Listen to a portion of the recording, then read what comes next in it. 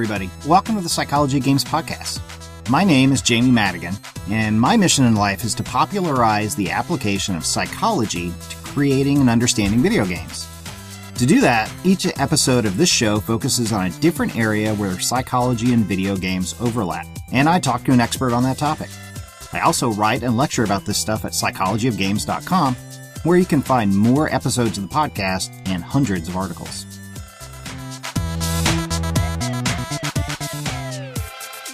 I don't know if you heard this, but virtual reality is now a thing.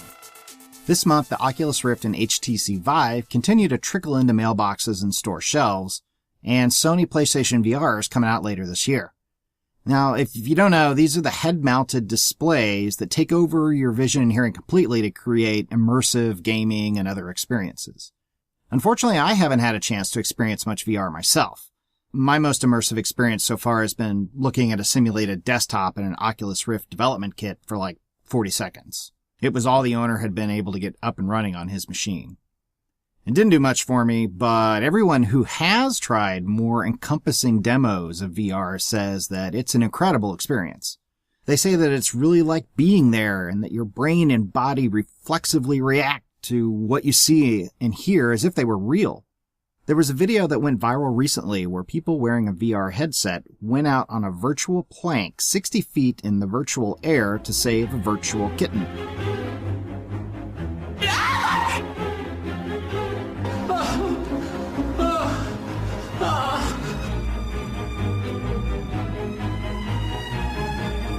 Onlookers not in the game saw the players cowering, creeping, and teetering as if they were really risking life and limb by going out on a narrow ledge. It was kind of hilarious.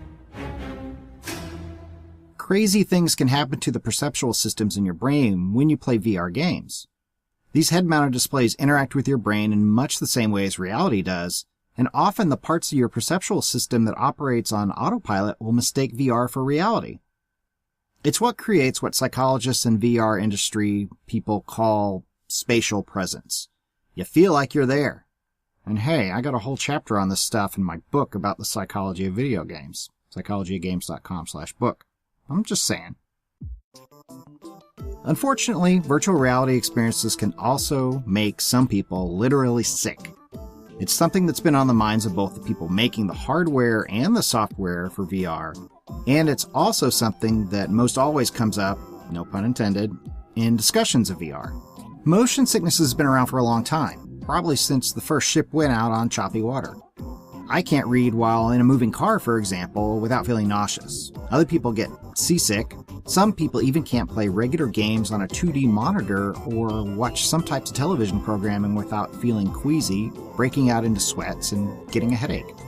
The similar, but ultimately different, concept of simulation sickness has also been known about for a while, since institutions like the military have been using simulators of one kind or another to test, strain, and train hapless soldiers, sailors, and pilots for decades.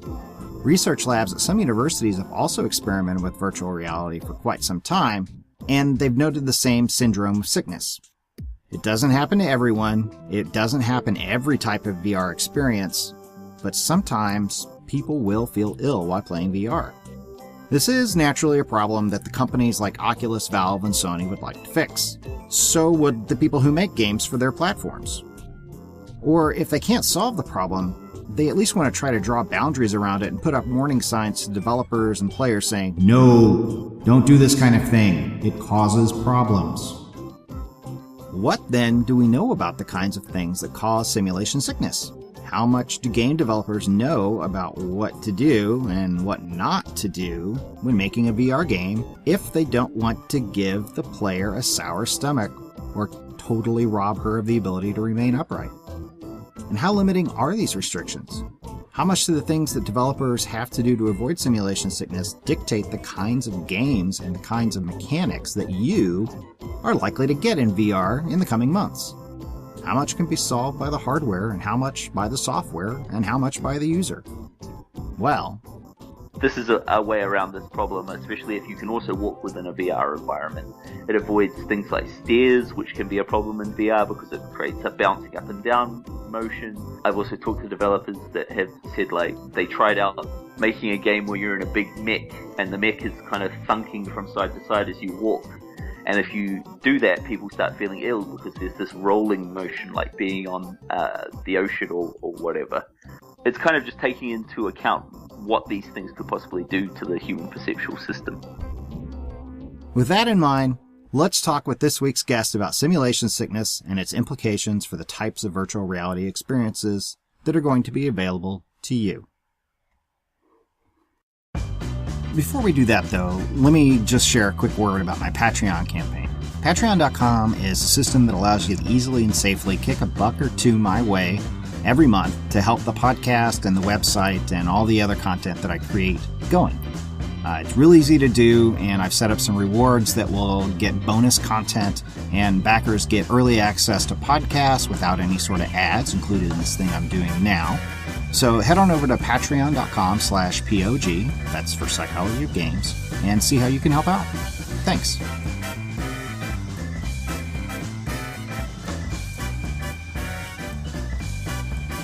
All right, everybody, welcome once again to the interview portion of the podcast.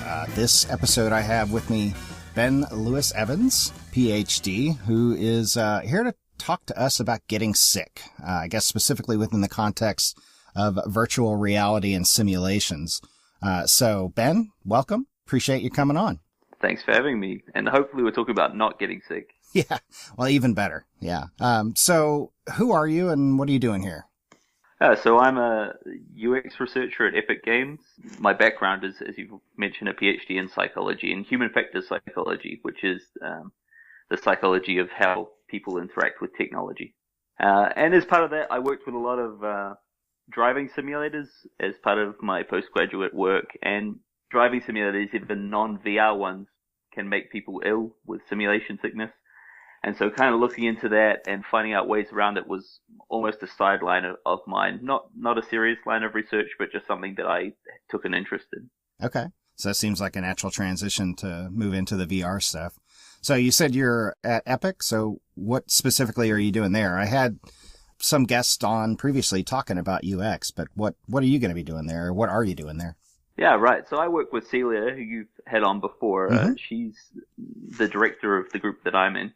And essentially what we do is we work with the game developers throughout the studio to make sure that their vision for what game they're making is what comes through to the player. So what experience they want the player to have. We do UX tests and work with them to make sure that that is actually reaching the player. And are you got any specialization? Is the simulation sickness stuff related to your work there, or is it just one sort of tool amongst many? It's just one of my backgrounds and in terms of experience and things like that. I mean, Epic's working on VR stuff. We've shown off that you can use Unreal Engine in VR now. I don't know if you saw that. So there's the demos like Bullet Train and the small demo. I think it was called Thief in the Dark. I'm not 100% sure. It was before I joined the company, but certainly I only joined the company about 2 months ago, so I haven't applied any of my simulation sickness knowledge in particular. So some listeners, and actually myself originally, were familiar with you when you worked at a company called Play Research, which sounded like it was sort of a consulting company that did player testing and player research. So what sort of stuff did you do there? Yeah, so Player Research is a consulting company based in Brighton in the UK. And what Player Research does and what I did when I was there is we basically, similar to what I'm doing now at Epic, but we work for lots of different companies. So a company will outsource their UX testing or games user research testing to Player Research. Player Research will advise them what they think the best approach to take is or whatever that may be, and then provide research feedback back to the company. So whether that's running a play test or doing a heuristic analysis or something like that. So again, the developer gets the data they need to make sure that the game is delivering the experience that's desired. And it sounds like your background in research design and psychology was obviously relevant there as well. Yeah, for sure. I mean, as I said, my PhD and everything's in human factors psychology, and a lot of human factors psychology is all about basic cognitive biases or restrictions that people have and how those interact with technology. I mean, the core tenet of human factors psychology is that humans make mistakes, and technology should be designed to take into account human limitations and be understanding and forgiving and work with those limitations rather than just ignoring them, which can quite commonly happen with a lot of technology. Yeah, and those mistakes that we squishy humans make are very predictable in a lot of cases. So there's ways to get out ahead of them through, like you said, technology design and human-machine interface design. Yeah, sure. I mean, human error happens. It's not super common, and that's what makes preventing it difficult. But there are limitations that we know of, and that we can hopefully ask people to not be doing things that they're not good at, like pay attention to something for a long amount of time. Humans are not good at paying attention to one single thing for a long period of time, and that applies to games just as much as like anything else. When you look at a game, you can't expect people to notice a small change at something that they've been paying attention to. You need to highlight it, or especially if it's in the periphery of the vision, bring it attention to it so they can see it. Let's talk about VR. So as we're recording this, the Oculus Rift is starting to go out to, I guess, early pre-orders and Kickstarter backers, right? So some people are actually getting these in their hands and starting to play with them. And then we have other VR products, the HTC Vive and what do they call it now? The PlayStation VR, Yep. right? For the PlayStation. These products, these consumer grade products are starting to come online. They're starting to get into people's hands.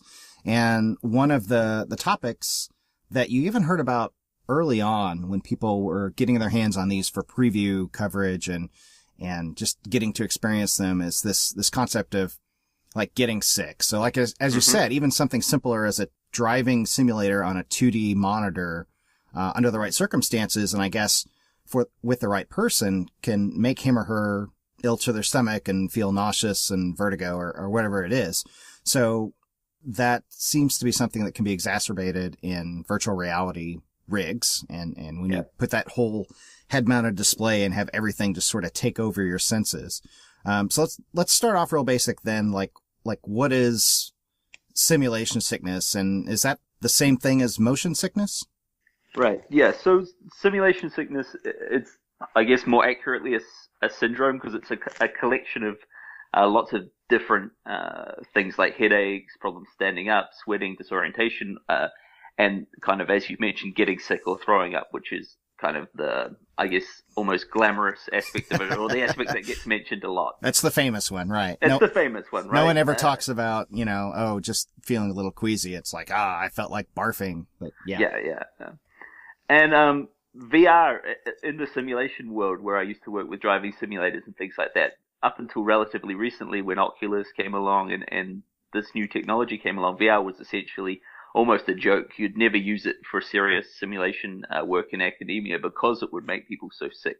It's only recently that technology's reached this really good point where we're actually at a point now with the headsets from people like Oculus and HTC and Sony that the technology is not what's causing people to get ill. It's the software that's running on it. And that's a big step. We weren't there before. But in terms of what causes simulation sickness has been around for a long time, and you mentioned, is it the same as motion sickness? It's not, because motion sickness is caused by you are moving, and your senses are telling you that you're moving differently from how you actually are moving. Right. Whereas simulation sickness is your senses are telling you you're moving and you're not moving, is generally a definition. So it's kind of the same, but not quite. Yeah. So in both cases, it's sort of a mismatch between what you know and what your senses are telling you, right? Yeah, sure. And certainly the biggest theory about why simulation sickness occurs is called Q conflict theory, which is all about this mismatch of your expectations for how motion should be compared to what you're actually experiencing. And one of the problems with simulation sickness is it's hard to study. It's hard to get ethical approval to make people sick. Thanks, ethics. Yeah. So most of the work's actually been done by the military, who can ethically make their soldiers sick. I mean, military volunteers is easy to do, and they've had simulation sickness as a problem for a long time. I'm not sure if it's still the case, but at one point, for example, the U.S. Air Force used to ban their pilots for flying 24 hours after they'd been in a simulator, just a blanket ban, because they knew simulation sickness was a risk, because it can actually carry on for several hours after you experience it. There are other theories other than Q conflict theory. Q conflict theory is the one that I guess it sounds right. We are expecting something and we're not getting it because we're actually still, even though our vision, which is our dominant sense for judging movement, is telling us that we're flying through space or falling off a cliff or whatever might be happening in VR. Mm-hmm. And that conflicts with the rest of our senses, in particular our vestibular system, which is kind of our secondary balance system that comes online as we become older. When you're a young child, it's not very well developed and you're mostly relying on vision. But as you become older, that becomes a stronger thing that you rely on. And of course, in VR, those two things are out of whack with each other. Yeah. So one of the presentations, one of the GDC talks that you gave about this whole topic, you played a really interesting video, like I guess it was like an old experiment, and it was like black and white, and it had like this 1950s vibe to it, like, which I just kind of love those old psychology experiments, maybe before ethics and review boards got so involved. But in the experiment, like they had like rigged up this house with grids on the wall that would provide visual feedback for sort of how people were oriented and whether or not they were off balance. And they compared like how young children who were just like starting to walk dealt with when the house moved, but the floor didn't, versus like adults dealing with it. So is that sort of what you're talking about here with the difference between visual cues and others? Yeah, and you can see it for yourself even without having to have a setup like that. I mean, just try and walk a straight line with your eyes open and then try and walk it again with your eyes closed. Mm-hmm. You'll feel that your balance, well, if you're used to doing it, it's not so bad, but most people will feel that their balance is completely off and that they have a difficulty staying in line and that they feel like they can trip up a lot more easily. And it is really because our vision is our really dominant sense for motion. So what are some of the other theories about why simulation sickness happens? Yeah, so Q conflict theory has a little bit of a problem in that you can get in situations where your expectancies don't match up and you don't get sick. So it's not a predictive theory, which is a big problem for theories when they can't 100% predict when people are going to get sick or not. Also, Q conflict theory and another theory which is called postural instability theory, which is an ecological theory that doesn't rely on you having expectations of moves, but it kind of says you're constantly making little micro movements to stay standing up, to stay not falling over, basically not losing your balance. And when you've denied accurate stimulus, those micro movements get knocked out, and that makes you lose your stability, and therefore you also feel sick because you're coming off being balanced. However, both of those theories don't really explain why the reaction to simulation sickness is so extreme. From a kind of a functional perspective, getting really sick and throwing up just because something's not matching your expectations or you're slightly off balance seems a very extreme reaction. It doesn't really make much evolutionary sense to become so violently ill just because of what is relatively minor thing. So you're saying there's like no advantage to it evolutionarily, and then perhaps the bigger problem is that like it just doesn't really predict whether or not a person in a given situation is going to be sick or not, or experience that. And prediction is sort of a model's job. Like that's sort of central to what a good model is. Yeah, I mean, a theory has to be predictive, otherwise it basically should be thrown out as a theory. And that's a problem with both of these theories. And one of the theories that's come up as the explanation of maybe why you get sick, but not necessarily what's happening, is that there's some suggestion that from an evolutionary standpoint, the only time you experience feeling off balance and having these other symptoms related with simulation sickness is when you've been poisoned. If you've been poisoned, you therefore want to throw up because you want to get rid of the poison. But again, as with a lot of evolutionary kind of explanations, this is a just so story. It's a story told after the fact that makes sense backwards. So again, it doesn't really have good predictive value. But in terms of working in games and actually dealing with this for simulation sickness, it's not really super important what causes it, because we can get down to a more practical level of these stimuli are likely to cause this rather than necessarily understanding the entire mechanic. Okay, so if we set our mind to it, we could make somebody experience simulation sickness, or at least a good chunk of people from any given group. Oh, sure. Yeah, you could make VR experiences that would make a significant amount of people sick. That's not difficult at all. That sounds great. Let's do that. I think it's nearly the first thing anyone does when they get their hands on VR and an engine that can make VR like Unreal Engine. I think nearly the first demo everyone makes is, how sick can I make myself? Right. Hey, honey, come over here. Put this on. How common is simulation sickness? Is it something that affects most people or not? Or does it really just depend on the situation and the stimuli? It depends on the situation and the stimuli, or there does seem to be some background factors that can predispose you towards getting sick. Again, because there's not a lot of research on this, it's hard to say. I'm sure as VR becomes more common, we might get some stronger numbers on this. There is some limited information that maybe women are more susceptible to simulation sickness than men.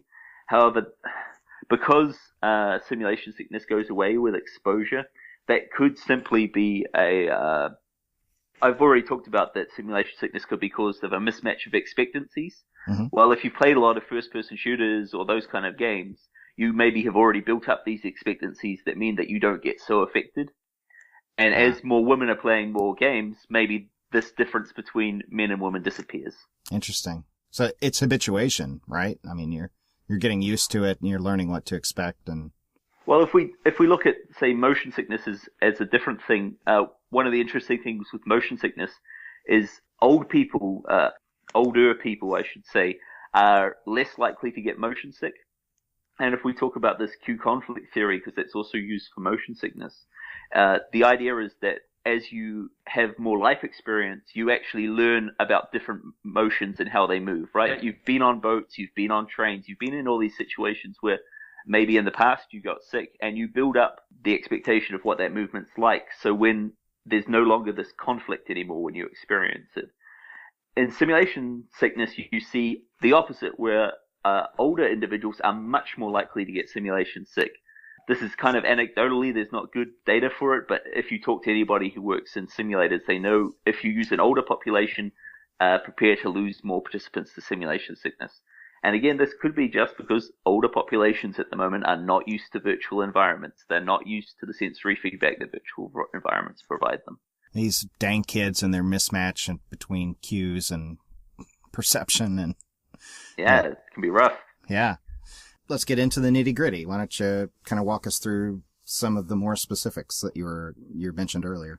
Yeah, sure. So, I mean, the biggest thing, and it's the thing that most of the hardware has now solved, as long as the software is also keeping up, is that latency is a really, really big problem with simulation sickness. If you want to get people ill, giving them a VR headset with low latency is a pretty good way to do it. So latency is effectively the time between when you move your head and the image that you're seeing in the VR headset updates to show that movement. So it's basically a time lag, right?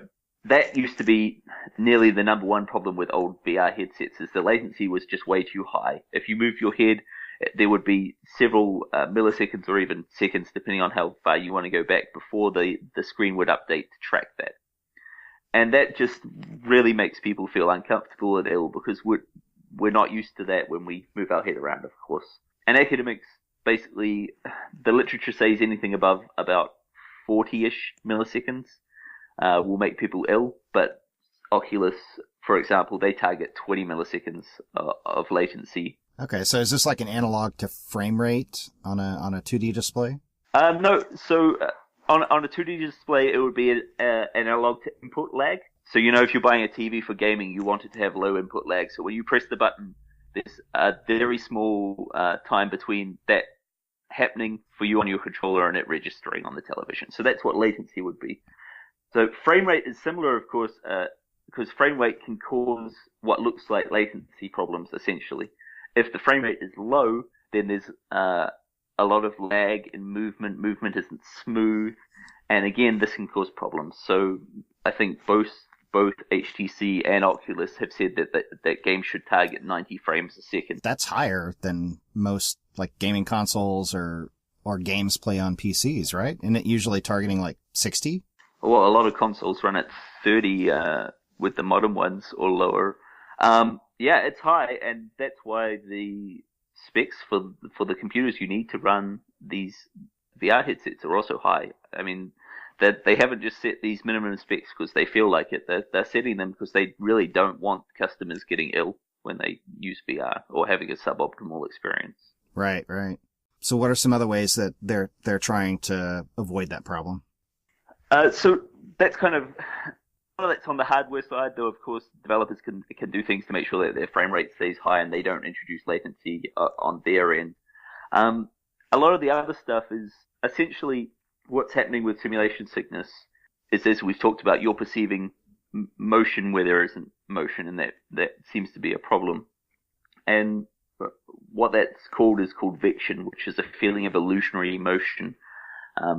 The most common example of this that people would have experienced is sitting on a train and having another train take off and it feels like you're moving. Right. I know exactly what you mean. Yep. And the alternative one that a lot of people have also experienced is sitting in a car wash and the brush is going past you and it feels like you're moving even though you're not.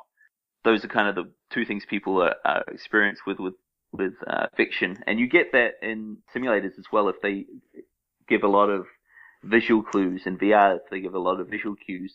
And the way that the human perception system works is that we're very sensitive to motion around the periphery of our vision. Mm-hmm.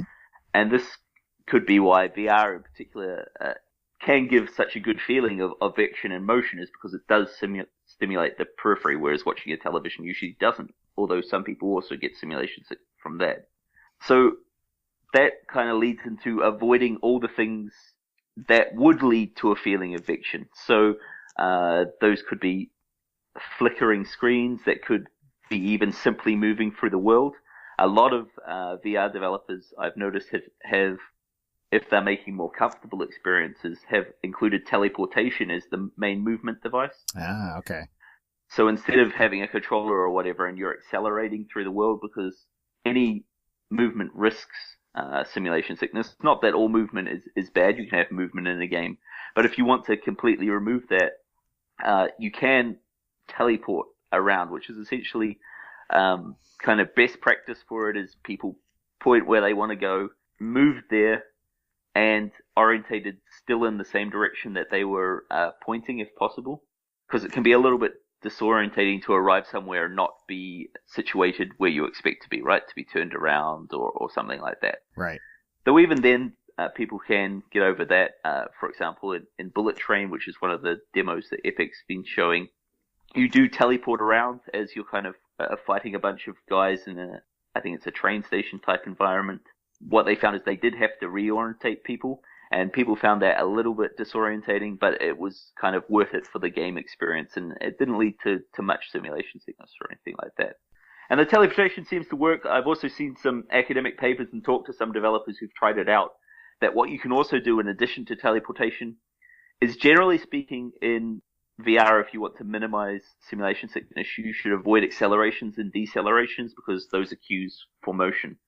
But what you can do is do a really, really fast acceleration, like super, super fast, and it seems to be below the perceptual threshold for movement, and that doesn't make you ill. So instead of a teleportation, you can kind of rush across the room at super speed, and that can, if it's fast enough, also not result in people feeling ill. And it seems to be simply our perceptual system doesn't view it as acceleration, so it doesn't feel like you're moving. That's interesting. It seems like a lot of the ways around simulation sickness are going to have big impacts on like what mechanics sort of make the cut in VR games, and like which ones work and which ones people can stand, and that in turn is going to have a big impact on, I guess, the types of games and the types of experiences that you have in VR.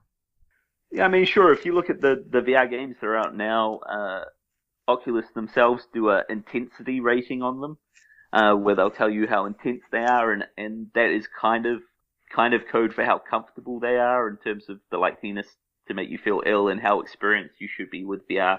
Because again, there's a lot of individual variation amongst people. I'm not very susceptible to simulation sickness myself, so I might be able to play games that someone like my brother, for example, gets simulation sick much more easily than me, and he might not be able to do it. So while there are these restrictions, it doesn't necessarily mean that all games can't be fast-paced or can't involve accelerations. It just might mean that they limit their audience. Yeah, no, that's a really interesting point. I'm just trying to picture like how that's going to shake itself out. Is that something that the market is going to correct for? And can you actually like give people the information they need? And how will they know if like, oh, I can handle a 7 on this scale versus a 5? And like, what sort of trial and error is that going to involve? I think people will very quickly work out what they can handle in VR. There is some problems in that. One of the things with VR and simulation sickness is there can be an expectancy problem with it, which is if you expect to get ill, you may be more likely to get ill. Oh, okay. So don't tell people that they're going to get sick then, right? Well, but that's an ethical problem to tell them that they could possibly get sick, right? So that can cause problems. If your first experience with VR is say one of these more intense games and you get ill, then maybe that sours you to experiences that may not be so intense. It will depend on the person, but certainly there does seem to be this expectation problem. When they've done studies in the past, it's been things like if you give people a simulation sickness scale before to register kind of how ill they feel before they use the simulator, so you got a good baseline measurement, that actually seems to increase the measures you get afterwards because it's given them information that maybe they could get sick. So maybe they just become more sensitive to cues than they normally would. Yeah, I mean, that's basic psychology, and set up those expectations and you prime them to think about what might make them sick, and so they'll pay more attention to it when they encounter it. Sort of a spotlight effect.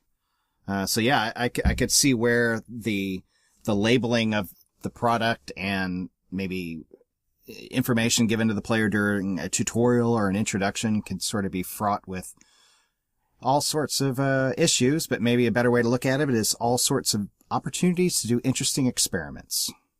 And, and learn more. But from a practical perspective, if warnings want to be put on these products, it's probably best to frame them non-specifically. So something like, if you feel uncomfortable, please stop playing, rather than something like, if you feel like you're going to be ill, which suggests a symptom that may not be as useful, as that may build more expectancy. As the VR technologies is quite good now, and also, of course, graphics are getting good, and this feeling of presence and being there is quite strong. We've also got a problem mixed up with simulation sickness, that essentially there are situations that can be simulated now with a VR headset that would make you sick or uncomfortable in real life, right? So in VR, there was a video going around a week or so ago, I think, of a VR game in Japan where you have to walk out on a plank over basically a city on a skyscraper with this massive drop underneath you to rescue a kitten. I saw that, yeah. Yeah. And that will make people feel uncomfortable and sick in real life, right? Right. So in simulation sickness and simulators that feel real, it'll do the same thing. So you've got this problem that simulation sickness is one thing, and then it could just be that because your visual system is taking this stimulus as real, your body is also reacting as if it's real. So it may not be simulation sickness. It may be that if you were doing this in reality, you'd also be sick. There may not be any problem with what those developers are doing other than they've chosen to simulate an environment that could be uncomfortable. Yeah. Yeah, which I can imagine game developers wanting to do that exact thing. Sure. Any other types of things that you think that we'll see game developers doing or trying or not doing to limit simulation sickness? So yeah, you're already seeing a lot of, so if we talk about the HTC Vive, and it's something I think Oculus is also looking into, is this room scale VR where you can actually walk around within a limited space. Now, that doesn't seem to cause much simulation sickness, assuming you've got the frame rate up and the latency down. It basically shouldn't cause any, because you've got one-to-one motion then, right? You're walking around in an environment. The environment is not changing or moving other than how you walk around. It's very comfortable.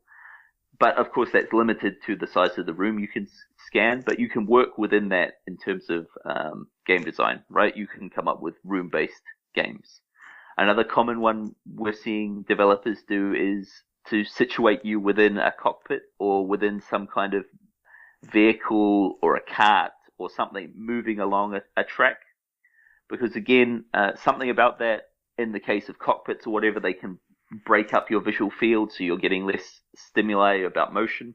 But also, if we think about simulation sickness as a mismatch between expectancies, the movement expectancies we have that will be the strongest are for us walking around. That's what we do all the time. It's what we know.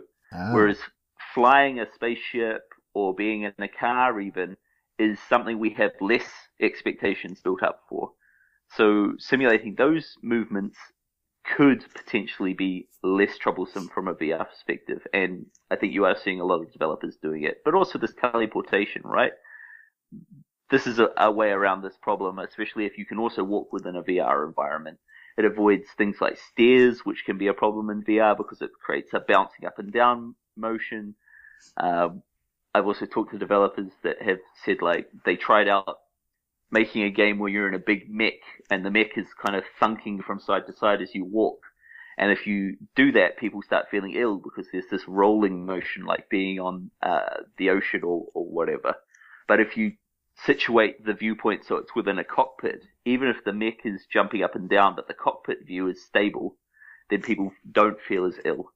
So it's kind of just taking into account what these things could possibly do to the human perceptual system.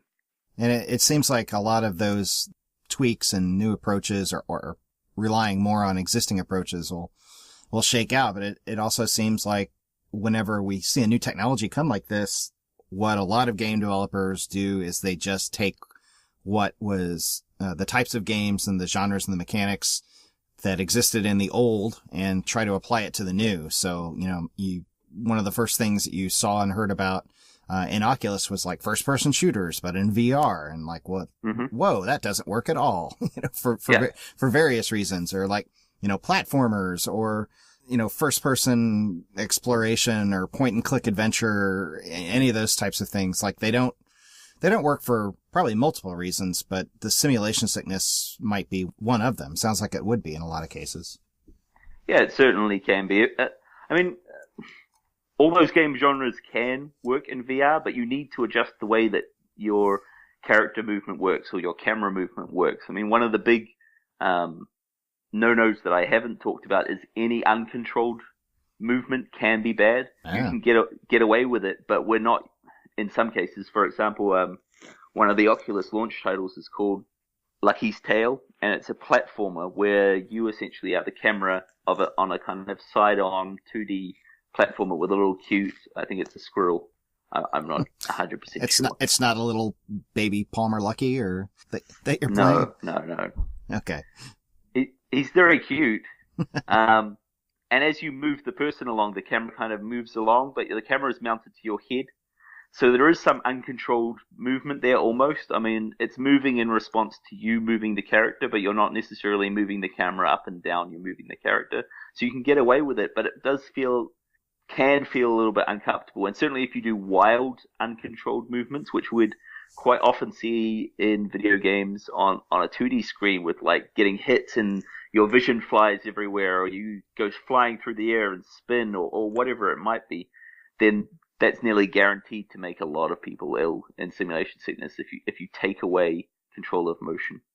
And like you said, if that's somebody's first experience, then they're less likely to go buy a VR set for themselves or recommend it to a friend, or I guess it could be really bad if they're like a streamer or a game reviewer or somebody who's in a position to influence, a large audience.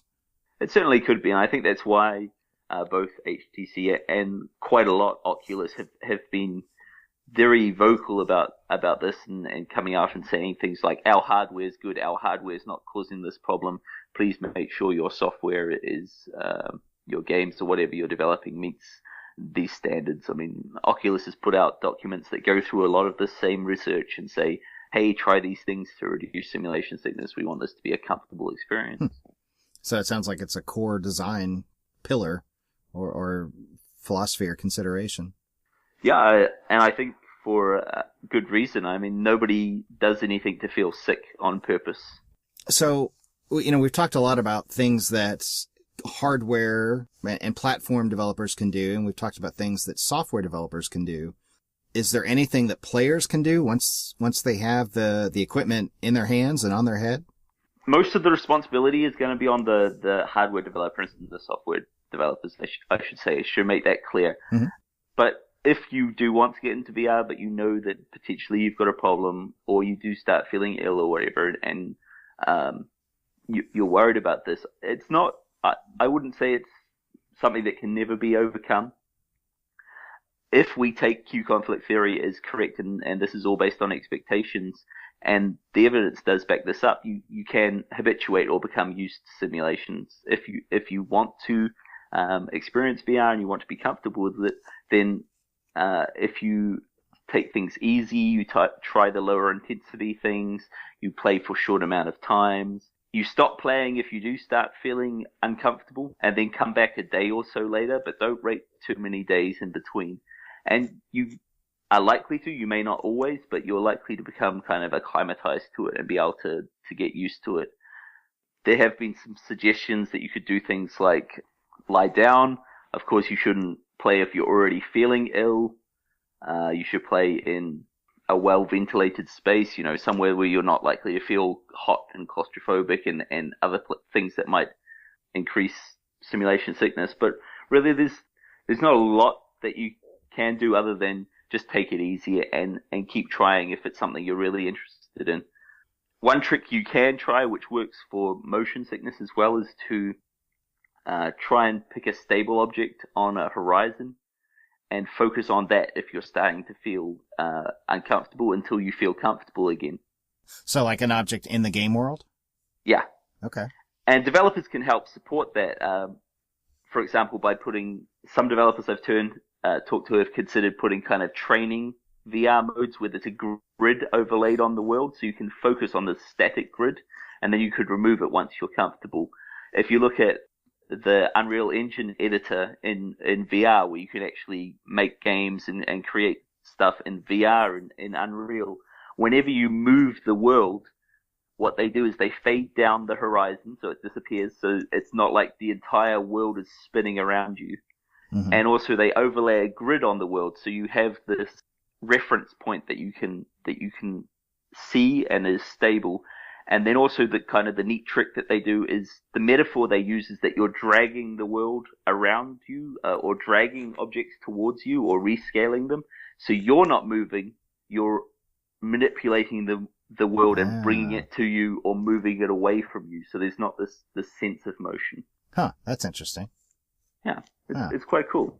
So one of the big buzzwords that you always hear about people who are playing VR games and having their first experience, they'll talk about how like immersive it was. And in psychology, we have this concept of spatial presence, which kind of, it seems to be what most people mean when they say like they're immersed in a game or immersed in a VR experience. They're talking about spatial presence, which is sort of losing sight or losing awareness of the technology that's between you and the game world, that's mediating it, and feeling like you are like actually present in that space. And unfortunately, I haven't had a whole lot of experience with VR myself, but it's sort of one of the things that you hear consistently reported back is that it is almost magical and fantastic in its ability to elicit that sort of spatial presence and immersion. What is the relationship between, simulation sickness and immersion? Is that something that you gotta trade off, or, with more immersion, does there come more risk of simulation sickness, or is there not a relationship there, or what? Yeah, so this sense of presence, it's also what they refer to it in the VR literature, is one of the big advantages of VR. As you said, it gives this great sense of being there, because essentially your visual system, your perceptual system is taking what you're seeing as reality. Mm-hmm. And there does seem to be some trade-off between comfort and immersion in some cases. However, you can actually use that to your advantage. So I've seen folks from Valve talking about this, that when they create environment They use kind of big cartoony hands rather than realistic looking hands. Really? And this seems to make people more comfortable. Maybe it could be kind of an uncanny valley thing that there seems to be an expectation that the closer things are to reality, the more we expect them to be real. So any break from that reality becomes more jarring. So if you can set up the expectation that, okay, this is not real, it can still feel really immersive and really like you're there, but without you being as sensitive to what might be slightly off or slightly out of place. So, for example, a lot of people hear about simulation sickness and their first response will be, oh, we'll just add moving platforms or some kind of moving thing to add the movement back in with VR. However, that gets it closer to reality, but if there's even the smallest mismatch in some cases, if that mismatch can even be slightly perceived, that may actually be worse than not having the movement there. And that could also apply to graphics and how the person is represented within the game. That's interesting. And as I say, I'm not aware of any research on this necessarily, but certainly when I've heard people from Valve talk about it, they've talked about this idea of a lot of VR developers, a lot of VR stuff, at least the early stuff you saw, was really trying to simulate reality. And they were saying, you can do this, but there's then more chance that people feel uncomfortable. Try and simulate fantastical experiences, amazing experiences, things that you can't see in reality. And these are situations where people don't have expectations, they don't have experience built up, and therefore they may feel more comfortable. Yeah. Well, it's kind of like reality is pretty great, but I've already got that. Like, sure. So, you mentioned a couple of times already that, like, well, there's like these theories, but there's not a lot of data. There's not a lot of research. And now the fact that, any graduate student or psychology lab could spend just a few $1,000s and have like a virtual reality lab set up, with a few computers and a few of these headsets. What kind of research do you hope to see happen? What are the big questions? And if you were directing those researchers, where would you tell them to spend their efforts? I mean, I should qualify there's not much research, I should say, publicly available. Oculus and other companies have hired very smart people. They have very smart people who work for them. They might know quite a lot of things, and they've certainly put out guide documents about this.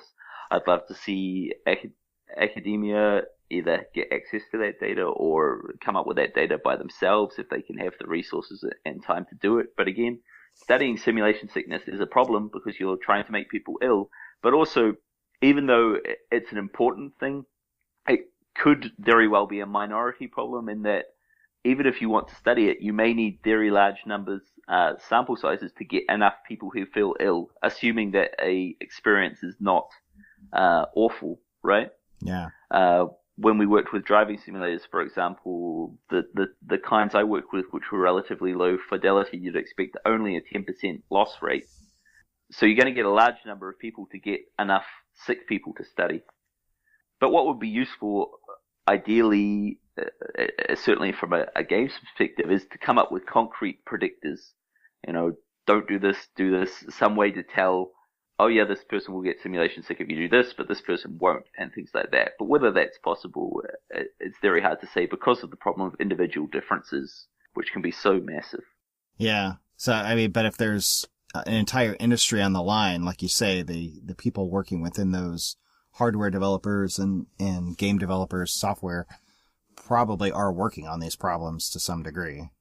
Yeah, for sure. I mean, I talked to some of the people who've been working with VR at Epic today, and they're completely on top of basically all the stuff that I've talked about. They've experimented themselves. They've worked out what works. This idea of teleportation is something that kind of bit around the industry as someone's like, hi, experimented with this and shared it with other people, and other people experimented with it, and they've tried different things, and it's become kind of a recommended way for locomotion in games. And this is often what you see in games where the industry talks with each other and new standards come up and new best practices will arise. Bottom line, do you think that this crop of VR products is gonna take off, like as commercial successes? Like, is this really as big a new thing as some people are trying to convince everybody that it is? I'm not a market analyst or anything like that. I would say that it seems like the hardware developers have realistic expectations for what this first generation will be. Certainly, they've been out there quite clearly saying, "Hey, this is the first generation. Things will get better as time goes on." The prices are not mass market prices. No, they're not.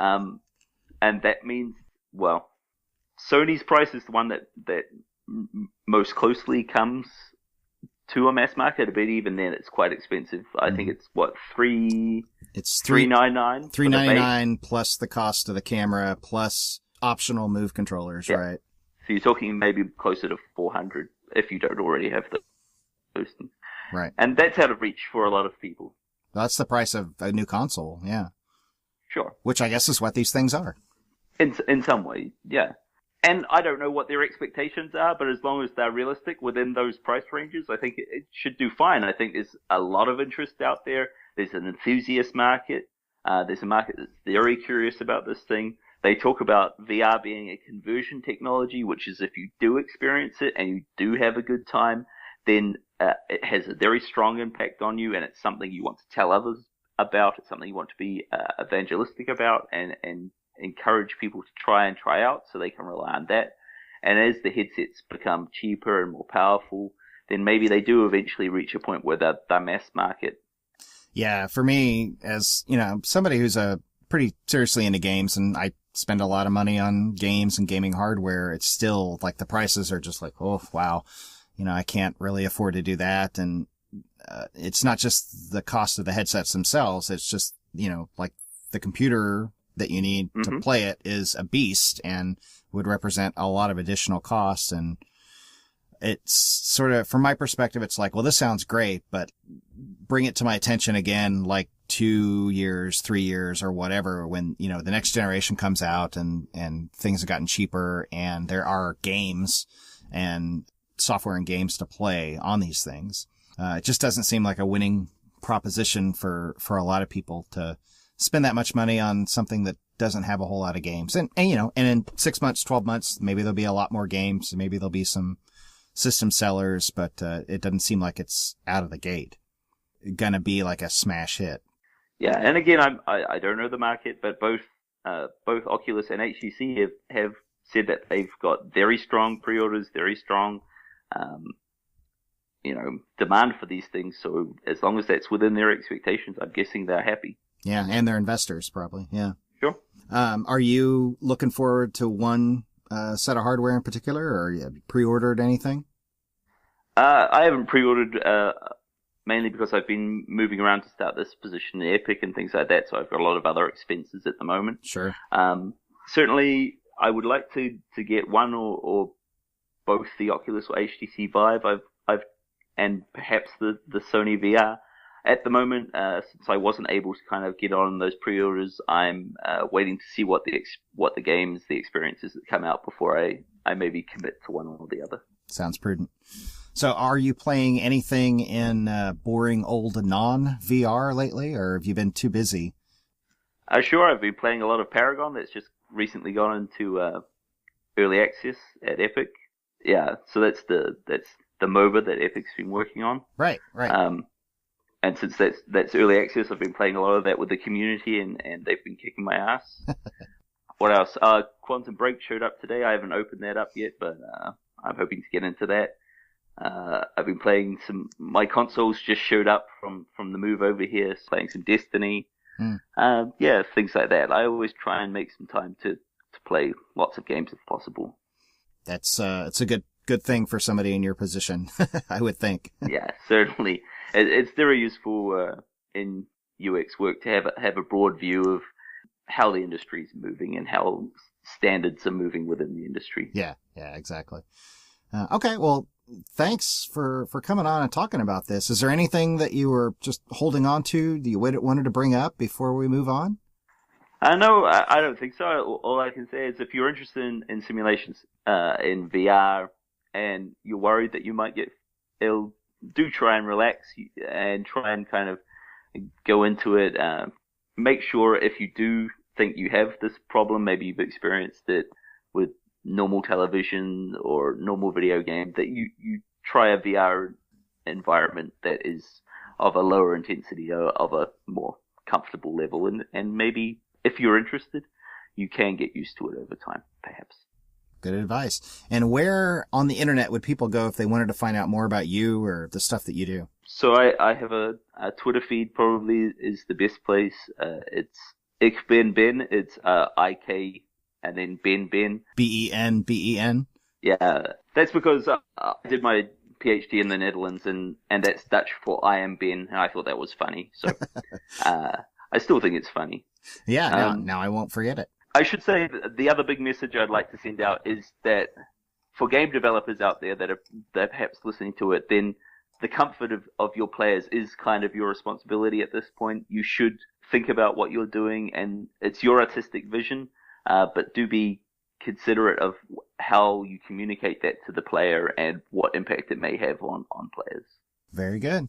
Well, thanks again for coming on. I don't want to keep you too long, but a lot of good information, and I suspect that this may be a topic that we get to revisit, a month or a few months or a year down the line and sort of see how things have shaken out and what new information is available. So I'll definitely keep an eye out. Yeah, that'd be great. Thanks, Jamie. All right. Thanks again for coming on. Hey, everybody. Thanks for making it to the end of the episode. I hope you enjoyed it, and I hope that you never experience simulation sickness or motion sickness or any of the things, the unpleasant things anyway, that we've talked about in this episode. If you like the episode, remember patreon.com/POG, and also make sure that you go to psychologyofgames.com, and there you can find links to subscribe to the podcast. The next episode will just simply be there. You can also find links to follow me on Twitter and Facebook and contact me if you need to. So that's psychologyofgames.com. Thanks for being with me, and I will talk to you next episode.